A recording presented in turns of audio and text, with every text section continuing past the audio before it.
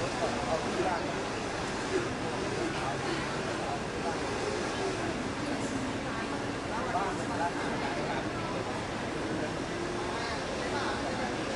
ไม่แบวมันตัว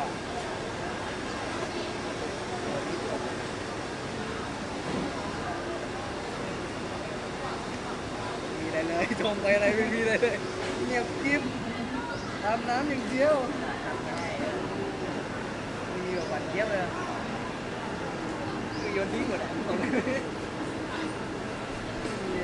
มีไม้กระเด็นเยอะเกินอะไรก็ไม่รู้คุยกันไม่มีชื่อ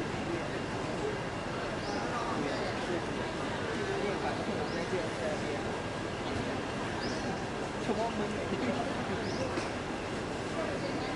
ตัดให้ดูมันติดจานเองที่เขินเลยแล้วเจอได้ตัวอีกมันติดจะตายมันน่าโกนอยู่น่าโกนหลอกให้ตายเข้าไปแล้วถ่ายจานเองคือแป๊บเดียวเองนะไม่อยากทำแล้วจุ้ยไอ้เนี่ยแถมอะไรเนี่ยไปวางแผนแต่งงานดีกว่าคุยว่าเสียแค่มีอะไรกูฟังรู้จบว่าไม่มีอะไรไม่ช่วยตายเลยเล่นเขียวไม่เอาพูดด้วยแต่ไม่เอาด้วยแต่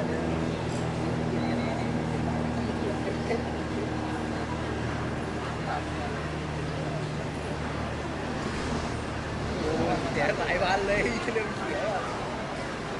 แห้งเช้าผมแต่งมันดีๆหยอดตู้เรียบร้อยเนี่ยตอนแรกกูก็ไม่รู้ไงงั้นกูงงเขาแบบเขียนมาเป็นอา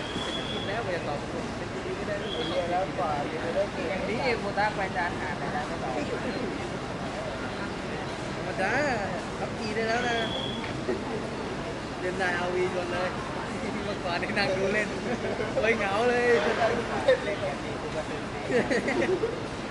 นั่งยิ้มตุ้มกิ้มไม่เห็นเก่งอยู่เอ้ย